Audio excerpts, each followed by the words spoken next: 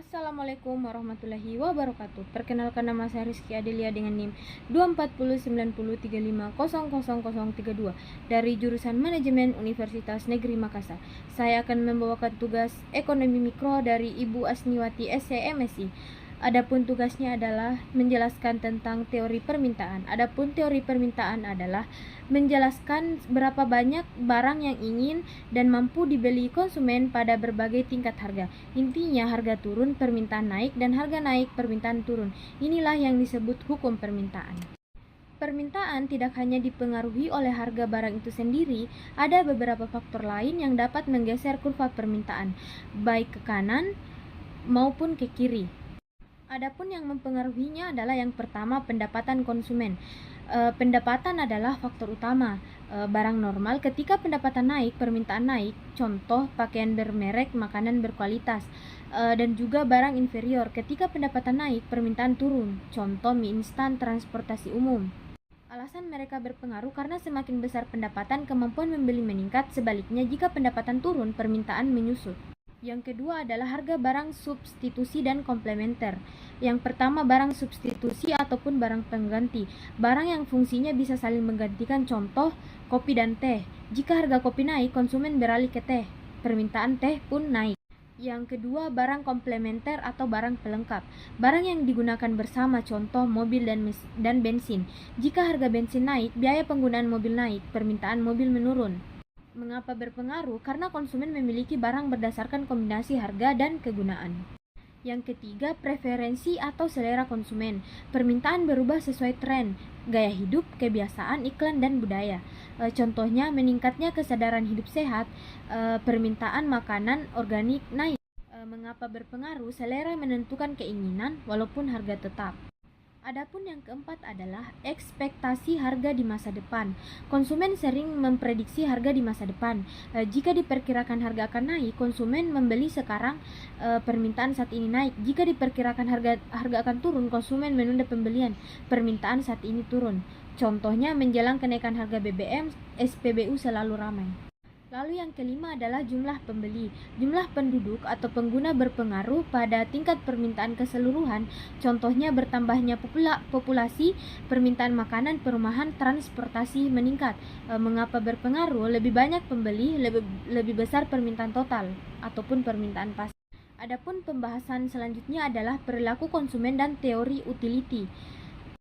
Yang pertama, konsep utility atau kegunaan. Utility adalah tingkat kepuasan yang diperoleh konsumen ketika mengkonsumsi suatu barang. Setiap barang memberikan kepuasan atau utility, dan konsumen memilih kombinasi barang yang memberi kepuasan maksimum sesuai anggarannya. Lalu yang kedua adalah marginal utility atau MU. Marginal utility adalah tambahan kepuasan dari mengonsumsi satu unit barang tambahan. MU berperan penting dalam menjelaskan mengapa konsumen tidak membeli barang dalam jumlah tidak terbatas. Lalu yang ketiga, hukum diminishing marginal utility. Hukum ini menyatakan bahwa semakin banyak unit barang dikonsumsi, tambahan kepuasan dari unit berikutnya akan semakin menurun.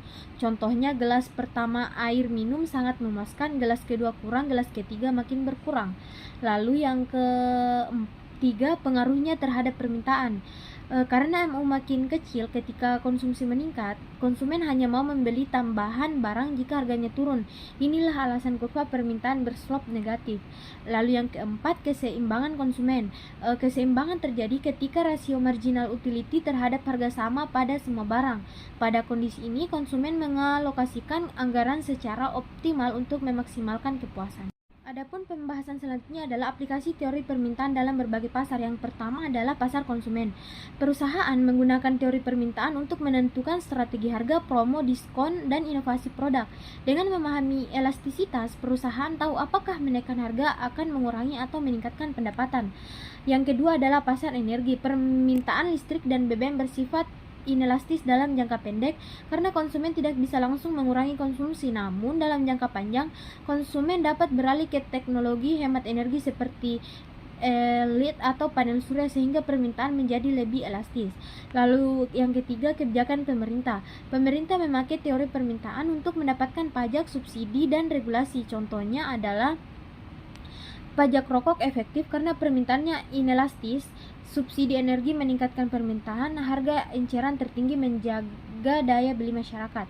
Nah, itulah pembahasan tentang teori permintaan. Adapun rangkumannya adalah teori permintaan menjelaskan hubungan antara harga dari jumlah barang yang lain dibeli konsumen, di mana harga yang lebih tinggi menurunkan permintaan. Permintaan dipengaruhi oleh banyak faktor seperti pendapatan selera, harga barang lain, ekspektasi, dan jumlah pembeli. Elastisitas menilai tingkat kepekaan permintaan terhadap perubahan harga atau pendapatan.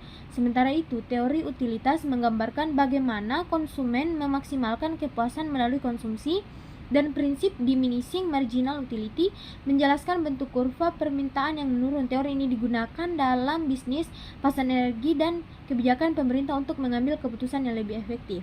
Baiklah, itulah tugas dari ekonomi mikro dari Ibu Asniwati SMSI yang dapat saya jelaskan. Lebih dan kurangnya mohon dimaafkan. Wabillahi taufiq wal hidayat. Wassalamualaikum warahmatullahi wabarakatuh.